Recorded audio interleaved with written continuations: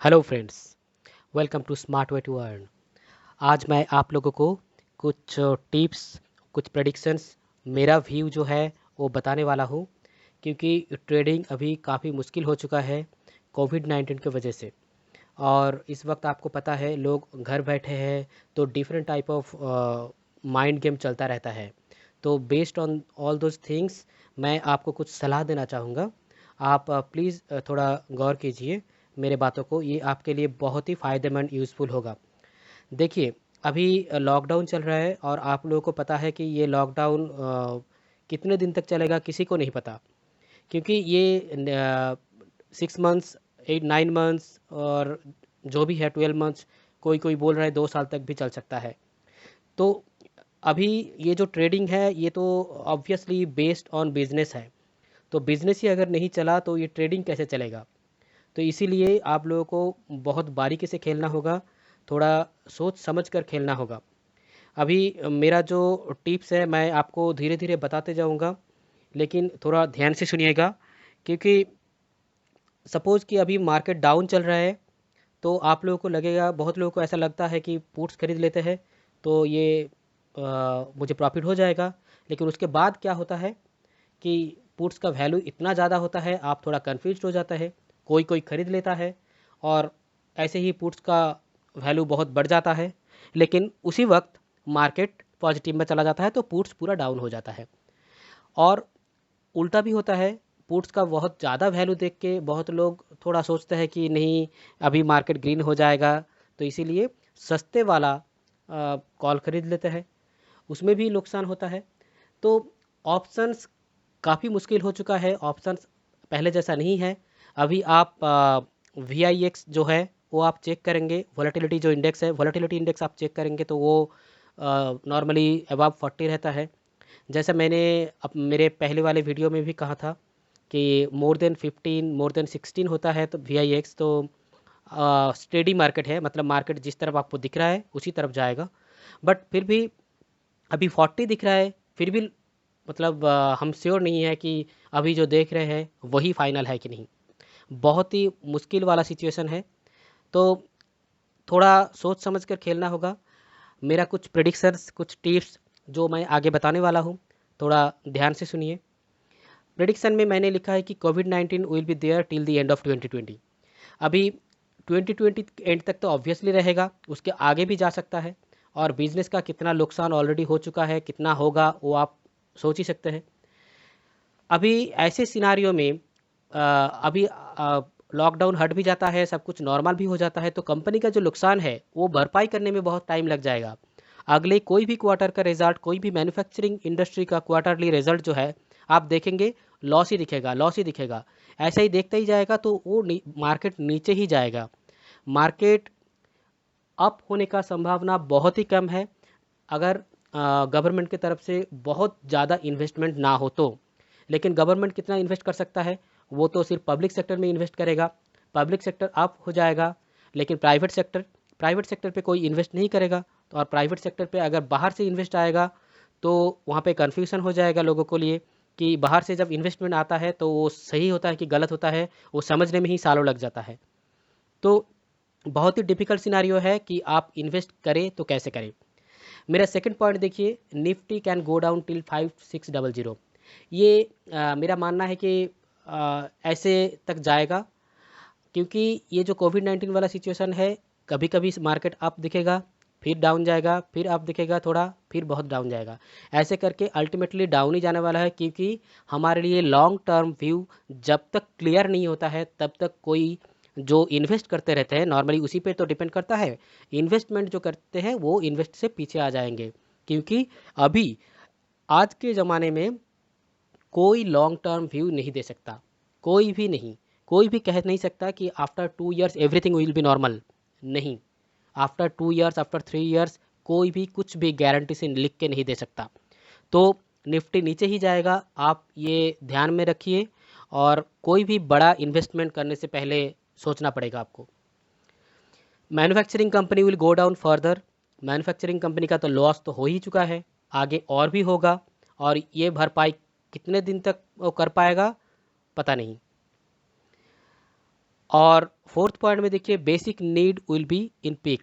Basic need means ये जो groceries वाला है, एवेन्यू सुपरमार्ट जो है, आपको पता है कितना अप जा रहा है, क्योंकि वही जो बेसिक चीज़ है, बेसिक चीज़ जैसे कि कोई भी क्लॉथ्स वाला जो कंपनीज है उतना डाउन नहीं जाएगा, क्योंकि जैसे ही थोड़ा मार्केट को लॉकडाउन थोड़ा हटेगा वो अप आ जाएगा, क्योंकि वो बेसिक नीड्स में आता है।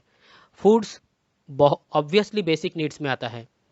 तो ये सब चीज़ पीक में रहेगा। जब तक ऐसा डायलेमा रहेगा तब तक ये सब चीज़ पीक में रहेगा। बाकी आप लोगों को पता है क्या सेकेंडरी है, फिर थर्ड लेवल पे क्या आता है, फोर्थ लेवल पे क्या आता है। उस हिसाब से जितना लग्जरियस आइटम्स है वो उतना ही पीछे जाएगा, उसका हालत और भी ख़राब होता जाएगा for the next 2 years at least. अभी मेरा और कुछ टिप्स है, देखिए इन्वेस्ट कैसे करना चाहिए, कहाँ करना चाहिए। अभी तक के लिए buy chemical and pharma stocks for small to medium term. Chemical and pharma stocks आगे आगे जा रहा है, आपको पता है, और ये और भी आगे जाएगा, क्योंकि जब तक ये वाला हल नहीं हो जाता, ये कोविड-19 वाला सिचुएशन, तब तक ये ऊपर जाएगा। लेकिन स्मॉल टू मीडियम टर्म इसीलिए बोल रहा हूँ क्योंकि जैसे ही ये सिचुएशन ठीक हो जाएगा, सपोज कि एक वैक्सीन आ गया या फिर कुछ दवाई मिल गया, इन दैट सिनारियो लोग क्या करेंगे, यहाँ पे जो भी इन्वेस्ट किया था वो इन्वेस्टमेंट यहाँ से हटा के दूसरे जगह पे मैन्युफैक्चरिंग इंडस्ट्री पे चला जाएगा, क्योंकि ओपन होने वाला है। तो टाटा स्टील, मदरसन सुमी जैसे बड़े बड़े कंपनीज जो बहुत ही नीचे है, जिसको एक्चुअली अप जाना चाहिए, वो उसमें लोग शिफ्ट हो जाएंगे। तो ये केमिकल एंड फार्मा जितना अप गया था काफ़ी नीचे आ जाएगा, तब बहुत नीचे नहीं आएगा क्योंकि ये स्टेबल है, तो काफ़ी नीचे आ जाएगा। तो मेरा नेक्स्ट जो टिप्स है वो देखिए, do SIP as much as possible. Market बहुत डाउन है, तो ये वो सिनारियो है, ये सिनारियो 1970s के जैसा सिनारियो आ गया, 1970s 1980s में। अभी आप लोग देखते रहते हैं ना कि अगर 1980 में आप एक साइड में अगर 1000 रुपीज़ इन्वेस्ट करते तो 2015 में क्या हो जाता। तो वे सिनारियो आ गया। अभी आपके पास ये मौका है कि आप इन्वेस्ट कीजिए, SIP में इन्वेस्ट कीजिए, ज़्यादातर SIP में इन्वेस्ट कीजिए, लेकिन लॉन्ग टर्म में इन्वेस्ट करना पड़ेगा। 15-20 years आफ्टर जो आप अभी तक देखते आ रहे थे, वो सिनारियो आपके सामने है। तो अपना सब कुछ दाव पे लगा के SIP मत कीजिए। आपका जो सरप्लस मनी है उसी को, जैसे हम ट्रेडिंग करते हैं उसी पे जैसे हम SIP करते हैं, वैसा ही सरप्लस मार्केट जो मनी है उस पर आप SIP कीजिए। हो सके तो थोड़ा ज़्यादा कीजिए, वही मैं बोल रहा हूँ, क्योंकि आफ्टर 10 to 15 years ये बहुत ही बड़ा अमाउंट होने वाला है, क्योंकि कंपाउंड कैलकुलेशन वहाँ पे होता रहता है। ठीक है। थर्ड पॉइंट में देखिए मैंने क्या लिखा, no option trading till the market is stable. Option trading मत कीजिए, अभी ऑप्शन बंद कर दीजिए, ऑप्शन एंड फ्यूचर दोनों ही बंद कर दीजिए, क्योंकि कोई भी स्ट्रैटेजीज काम नहीं आने वाला है। कोई मेरा जो स्ट्रैटेजीज है उसी के मैं बात कर रहा हूँ, वो एक दिन काम आएगा, 2 दिन काम आएगा, फिर आप माइनस हो जाएगा, जो भी प्लस हुआ वो माइनस हो जाएगा। ऐसे करके अल्टीमेट ओवरऑल गेन करना थोड़ा मुश्किल है। बेटर है कि stay away from market at this moment. लालच अच्छी बात नहीं है, और strategies are always good, but strategies हमेशा काम नहीं करता। ये जो सिचुएशन आया है ये लास्ट 100 years के बाद आया है, 1920 के बाद 2020 में आया है। तो ये सिचुएशन ऐसा नहीं है कि हर 5 साल में आता है, हमें पता है। नो, नोबडी नोज, किसी को कुछ भी नहीं पता इसके बारे में। ठीक है। फोर्थ पॉइंट में मैंने देखिए लिखा, नो स्टॉक बाइंग और average till the next quarter result. अभी आपके पास जो भी स्टॉक्स खरीद के रखा है उस पर और मत कीजिए, एवरेज तो मत कीजिए। नया ऐसा मत सोचिए कि ये तो एकदम डाउन आ चुका है, टेक्निकल चार्ट बोल रहा है कि ये डाउन आ चुका है अब जाएगा, नहीं, सब कुछ भूल जाइए। टेक्निकल चार्ट काम नहीं आएगा, कुछ भी काम नहीं आएगा, क्योंकि ये सिनारियो किसी भी टेक्निकल चार्ट जब बनाया गया है बेस्ड ऑन सम थ्योरम, तो तब ये सब सिनारियोज वहाँ पे कभी भी हिसाब में नहीं लिया गया था। ठीक है। तो मेरे ये टिप्स है कि कोई भी स्टॉक मत खरीदिए अभी। नो एवरेज, अगर घटता है तो घट जाने दीजिए। मेरा भी ऐसा स्टॉक है जो अभी 95% डाउन है। ठीक है। तो ऐसा होता है रहता है, कुछ कुछ स्टॉक्स ऐसा होता रहता है, और किसी किसी स्टॉक्स में आप सपोज़ कि अच्छा वाला स्टॉक्स है, 50% डाउन है, तो आप अभी खरीद लेंगे तो एवरेज होके काफ़ी अच्छा हो जाएगा, बट वो भी आप करेंगे, उसके लिए भी आपको मौका मिलेगा, but not at this moment, अभी वो टाइम आया नहीं। फिर देखिए क्या लिखा, airline stocks will be up if not bankrupted. अभी ये बहुत ही इंपॉर्टेंट पॉइंट एक मैंने लिखा, क्योंकि एयरलाइंस कंपनीज और बहुत ही अपना जो प्राइस है हाइक करने वाला है जब भी वो ओपन हो जाएगा, बहुत ही हाइक करने वाला है, और लोग खरीदेंगे, लोग जाएंगे एयरलाइन यूज़ करेंगे, उसमें कोई प्रॉब्लम नहीं है। बट कितने दिन बाद ये ओपन होगा उस पर डिपेंड करता है। अगर 1 साल बाद ओपन हुआ, तब जो जो एयरलाइंस कंपनी बचेंगे वो मुनाफा करेंगे बहुत ही ज़्यादा, लेकिन जो नहीं बचेंगे वो तो गया। तो ये एक गैम्बलिंग टाइप है। किसी एयरलाइन स्टॉक्स, मतलब आप देख रहे हैं बहुत सारे एयरलाइंस कंपनीज है, अगर वो बैंकक्रप्ट नहीं होता है तो अगले 5 साल बाद वो सबसे तेज दौड़ेगा, ये मेरा मानना है। एसआईपी के बारे में मैं कुछ बोलना चाहूँगा। एसआईपी लार्ज कैप पे कीजिए for long term goal, means 10 to 15 years के गोल में आप लार्ज कैप पे कीजिए, आपको ऑब्वियसली बहुत ही फ़ायदा होगा। मेरा बुज़ुर्ग जो है, चाचा जैसे लोग, उन लोगों का ऐसा, वो लोग ऐसा भी हुआ है उन पे, 1955 1960 में वो लोग एक लमसम अमाउंट इन्वेस्ट किया था शेयर मार्केट पे, किसी स्पेसिफिक स्टॉक्स पे। तो फिर आफ्टर 20 ईयर्स, आफ्टर 25 ईयर्स, जब वो एक्चुअली रिटायर्ड हो चुके हैं, तो उसका जो थोड़ा सा पैसा, कुछ ज़्यादा नहीं है, अराउंड 50,000 ऐसा कुछ, जो इन्वेस्ट किया था, और वो आफ्टर 20-25 ईयर्स बाद वो इतना हुआ कि वो अपना घर बना लिया, ज़मीन खरीद के घर भी बना लिया। तो कितना बढ़ेगा, नो बडी कैन प्रेडिक्ट।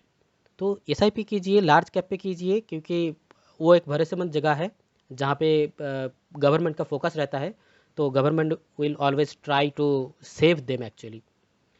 तो सेकंड पॉइंट में देखिए, SIP with chemical and pharma for 2 years. ये chemical and pharma next 2 years तक चलेगा, क्योंकि अगर वैक्सीन अगले 3 मंथ्स 4 मंथ्स में भी आ जाता है, बहुत जल्दी सोच रहा हूँ, अगर आ भी जाता है तो भी सारे वर्ल्ड को ये वैक्सीन देने में बहुत सारे टेंडर आ जाएगा सबके पास। कोई भी केमिकल फार्मा, हर एक के पास ही थोड़ा थोड़ा करके टेंडर जाएगा, किसी अकेले का मतलब बस की बात नहीं है। तो नेक्स्ट 2 ईयर्स के लिए अगर आप एसआईपी करेंगे तो इसमें बहुत ही ज़्यादा फायदा आएगा, क्योंकि ये लोग बहुत ही प्रॉफिट करने वाले हैं। SIP with manufacturing company for 15 years. Manufacturing company में भी आप इन्वेस्ट कर सकते हैं, लेकिन यहाँ पे एक प्रॉब्लम है, यहाँ पे प्रॉब्लम है कि वो बैंकरप्ट ना हो जाए। तो इसीलिए आपको थोड़ा ध्यान में रखना पड़ेगा, आप कितना इन्वेस्ट कर रहे हैं, वो आपका सरप्लस मनी है तो ही इन्वेस्ट कीजिए। लेकिन मौका मिले, जैसे मैंने पहले भी बोला, टाटा स्टील, मदरसन सुमी, ऐसे बहुत सारे हैं, बहुत सारे हैं जो मैन्युफैक्चर, जो एक्चुअली एक्चुअली स्ट्रांग है। बट ये जो सिचुएशन है, ये तो किसी को भी संभालने में टाइम लग जाता है। तो इसीलिए 15 ईयर्स का अगर गोल रखेंगे तो बहुत ही बढ़िया होगा, आपको बहुत ही अच्छा गेन मिल जाएगा। ठीक है, तो यही तक कहना था मेरा। और आपको अच्छा लगे तो प्लीज़ लाइक कर देना, कमेंट भी कर सकते हैं। मैं कमेंट का आंसर नहीं दे पाता, उसके लिए सॉरी, क्योंकि मेरा दूसरा काम होता है। तो anyway, thank you for watching this video, thanks, good bye.